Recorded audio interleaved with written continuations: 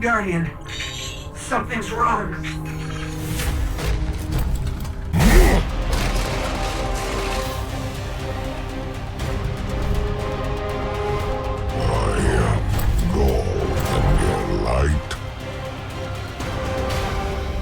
Is mine.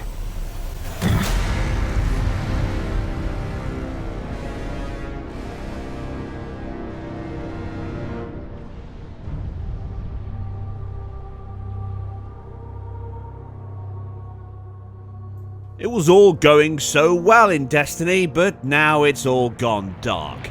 The phenomenal success that Destiny was across last-gen machines and this, when it launched the generation, it's now seen a sequel and improved across Xbox One S, PS4 and the shiny PS4 Pro. We're going to have to wait a few more weeks for the PC release and of course the inevitable Xbox One X update that will come around that console's launch on November 7th. But for now, I'm going to dive into a thorough analysis across the three now-gen machines. So let's go. The first thing that strikes you about Destiny is they all look very similar across the board, just like it did last time from PS4 to Xbox One. You don't see much of a difference at all, even if you're comparing them side by side like I am at this point. Now, I didn't get a chance to play the beta, but I have obviously got the retail versions here, and of course the best looking one is without a shadow of a doubt the PS4 Pro.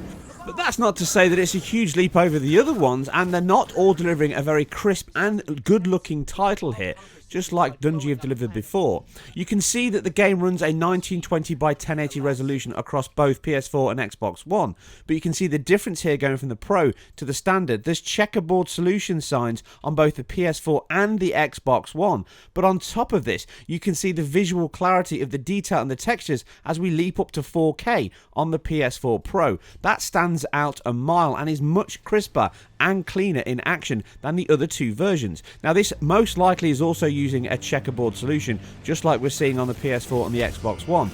I am not seeing any signs of dynamic scaling here on any of them. I've got full 4K counts on the PS4 Pro and full 1080 and 1920 on the Xbox One and the PS4, and I've done multiple counts in action and cutscenes. I'm not saying there's not dynamic solutions here, but from my tested counts in the opening sections, I'm just not seeing them. Now, the shadow dithering is evident across all versions, just like everything here. It's all improved on the Pro due to the higher resolution. You can see on the pipes here on the edges, all of the dithering is still present on the Pro version. And again, the same alpha effect blending that they use on lower resolutions on the volumetrics, you can see it around the edge of the gun. This is evident across all versions of the title. Now, the game does appear much sharper and crisper on the PS4 Pro, whether you play it on a 1080p or a 4K screen. There's no HDR enabled in this game so far, but it will be coming. And due to the anti-aliasing solution in the game, it does require that additional boost in resolution. You can see a good example going from 1080 to 4K here. The boost in clarity and image quality is stark from the 4K to 1080p. All the dithering is now gone, edges are much smoother and cleaner, and shadow quality and everything is just enhanced. But it still suffers from subpixel noise, shimmering and dithering at times. This is synonymous across all three versions because they all use a simple and standard FXAA solution, no TAA here. This does enhance the sharpness of the game, but the other thing I am noticing is the Xbox One has a lower quality and therefore a lower pass on the FXA. This gives it a slightly sharper edge at times, but also can enhance this subpixel shimmer, which is evident across all versions, including a downsampled 1080p Pro version, which it does fully support. So what other benefits does the Pro deliver? Well, they all come from the resolution boost. You can see the quality here is sharper and cleaner along the Xbox One and the PS4, which are all 1080, but the texture filtering, as you would expect, is enhanced. The Xbox One and PS4 are pretty much identical, but as you go off into the distance, you can see the much sharper and less soupy looking textures here on the Pro due to the high resolution it is rendered and sampled at. But outside of that, we're seeing no benefits. There's no additional LOD, there's no additional effects, we're not seeing additional particles or better shadows. It all comes from the higher buffers that the game uses, which affects pretty much everything in the game due to the fact that they are abundantly using alpha effects here all over the place. Now, that's great for the particle system in the game, which looks beautiful as spells and attacks are spun off, which all achieves a very high quality visual effect and impact in the title across the board. Artistically, it's very strong indeed and well balanced. Battles in the game, long draw distance, huge amounts of alpha effects, explosions, crumbling buildings, and bloom effects, along with a post-process suite that's not over the top. Yes, there's chromatic aberration on the edges, but we do see camera motion blur, a little bit of per object motion blur, and some nice depth of field with some bokeh shapes in there as well, which again helps amplify the visual quality. Artistically, it's very strong indeed, and the game oozes atmosphere from the moment you kick the title off. Great use of alpha effects, volumetric effects, light cascade, area lights, point lights are all used heavily across the deferred rendering base of this Tiger engine, an iteration from its Halo Reach origins. They did use a lot of the core aspects, and this definitely looks like the exact same engine from Destiny 1, with some tweaks and improvements here and there to improve the quality. We still see some of the savings of their performance due to like quarter res and half res alpha effects and volumetrics, and they all stand out on the composite edges as you see them blending with background and foreground objects, and this is a standard of the title. And even though the Pro version is much sharper, cleaner, and more consistent across the board, you still see this here. But the particle effects, the alpha effects, and the sheer wealth of them across the title, it's an obvious sacrifice due to the overdraw technique that this will incur. You can also see the sacrifices on the geometry due to the G-buffer based rendering solution, which is costly for the CPU to actually create the list of the verts to the GPU, and then the GPU to actually draw them. That's not the end of the GPU's job. It also runs the particle system in the title, which is used heavily across the effects, and the rain, which also samples light itself and at points even delivers shadows. So the whole system itself works really well, and that also includes the material system. Yes, it does use a PBR based material system like the previous title, but it's not a complete one, but it works well to give a difference in quality of both specular highlights and diffuse. Loading times across the title are very close, around 2 seconds quicker on the Pro, and the Xbox One and PS4 are pretty much identical, as you can see with the examples on screen. We come back from this. You don't. Welcome to a world without light. Which brings us to the final portion of our analysis. Now, visually, as I say, the title is very impressive.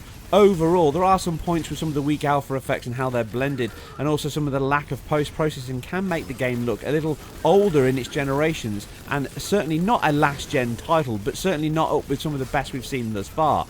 But it is an open-world online title, or at least a vast open landscape for you to adventure with your friends. So they've got a great use of effects, including screen space reflection, which is used a lot throughout the title, and the quality of the resolution there and the sampling, even though with all the errors they've got on some of the depth and how they line up to the objects, is very impressive as it runs.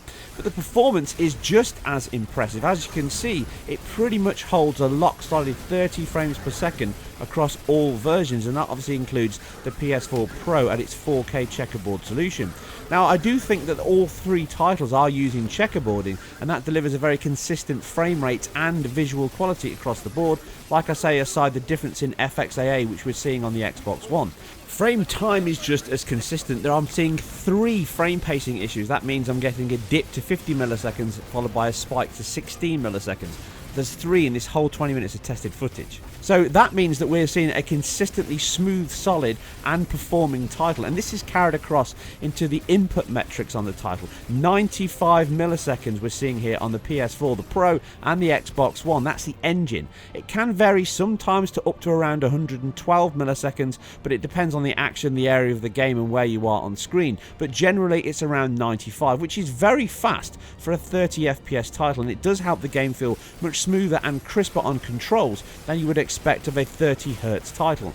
It is a great shame that we're not seeing a 60Hz title here. I did think that around the original Destiny, and I still think that now. Visually, there are the sacrifices, like I say, in geometry, that means this could possibly, GPU-wise, afford a 60 frames per second solution. But as we already know, the CPU is the issue here, and I'm not surprised due to the online latency, networking, and all of the other issues that wrap up the engine. It would be the consistent mix. I'm sure the single-player portions, which you can see many of here, I've also tested the PvP later on the PS4 and the Xbox One. They could certainly run at 60 frames per second, but when you're playing with multiple teams going through raids or whatever else you may play online, then you are going to get heavy dips from that CPU. It would have been nice for them to add the option to unlock the frame rate, maybe not on the standard, but certainly on the 30 or 33% boost we see on the Pro, and later an even higher increase on the Xbox One X. It would be nice to see just how close it got to 60 if that was an option, and if Bungie really do have the option to release that as a later patch, I really hope they do. Maybe they can improve their CPU performance. This is a multi-threaded title, and I'm pretty sure that they're using it as best they can. But obviously, if you want 60 Hz, then you can jump into PC and enjoy it there in about 6 weeks' time when it launches over there.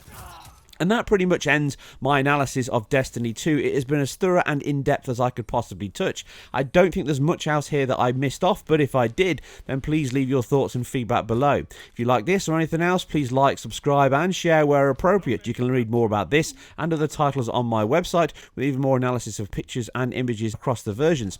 You guys and girls take care, game fast, play hard, and I'll catch you on the next one.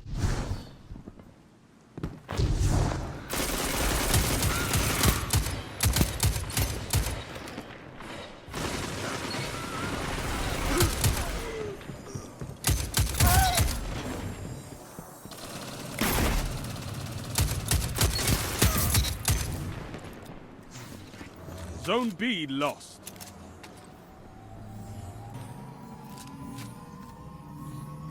One minute left. Power play. Keep the pressure on.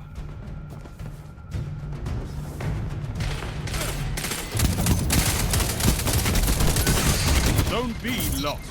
2 for 1. One final push and victory is yours. Zone C lost.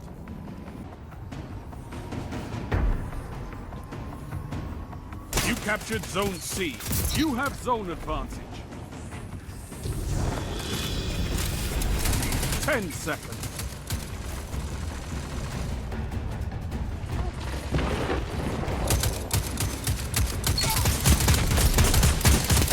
Tell them to line up faster.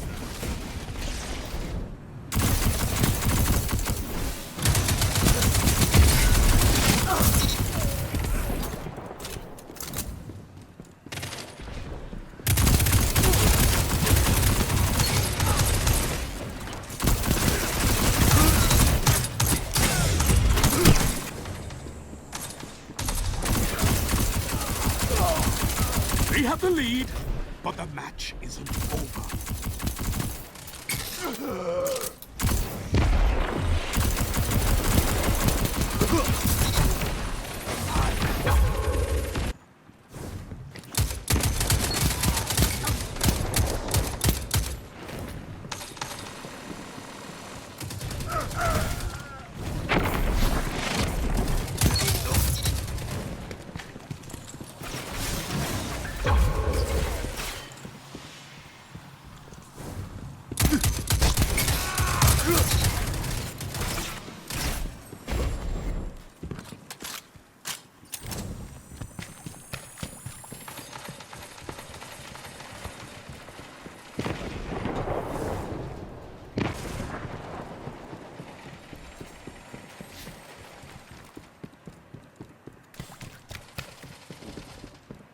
You've got 30 seconds.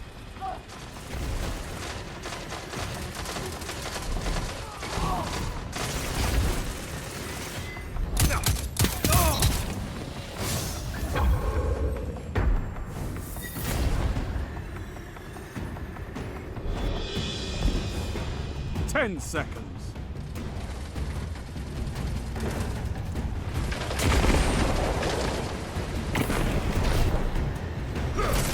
Victory is all I ask.